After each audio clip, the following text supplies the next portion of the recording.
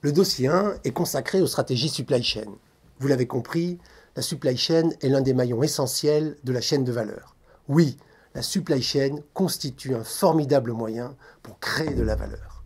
L'utilisation stratégique de la supply chain montre comment l'entreprise peut obtenir un avantage concurrentiel. Elle permet d'allouer des ressources selon l'axe client, l'axe produit et l'axe coût. La stratégie supply chain, en étudiant le passé et le présent, permet de mieux appréhender le futur. Je voudrais traiter de l'outil 5 de ce premier dossier, la maison stratégique supply chain. Les acteurs supply chain ne doivent pas faire de complexe d'infériorité par rapport aux équipes marketing, commerciales ou recherche et développement. Ils ne font pas un métier d'intendance. Au contraire, les grands managers de la supply chain doivent se comporter en entrepreneurs. Et comme tout entrepreneur, ils ont besoin d'élaborer un business plan. Ils doivent bâtir leur maison stratégique supply chain. Je me souviens d'une expérience qui m'est arrivée en tant que président de L'Oréal Produits de Luxe en Italie. On m'avait confié la mission de regrouper en une seule entité 4 filiales séparées dans ce pays. L'une de mes premières décisions fut de nommer au sein du nouveau comité de direction un directeur logistique qui se transforma en patron de la supply chain. Il devint un acteur clé dans la réorganisation de l'entreprise.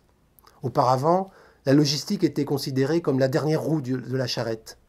La gestion des flux était soumise au pouvoir du marketing et du commercial. Le nouveau directeur supply chain démontra qu'il pouvait améliorer la rentabilité financière et le service au client. La rentabilité financière et le service au client. C'est bien le « et » qui compte. La supply chain, comme toute initiative d'envergure contribuant à la création nette de valeur, requiert, entre autres, une vision, une ambition, des priorités et un plan d'action. Cela veut dire aussi faire des choix, car la stratégie, c'est l'art de faire des choix. Dans un groupe agroalimentaire où j'ai travaillé pendant 7 ans, le directeur de la supply chain avait l'habitude de dire « Il nous faut une vision, une stratégie, des facteurs clés de succès et des critères de performance. Une vision, où voulons-nous être dans 5 ans? Une stratégie, comment y arriver? Des facteurs clés de succès, que devons-nous bien faire? Des critères de performance, comment mesurer que nous sommes dans la bonne direction?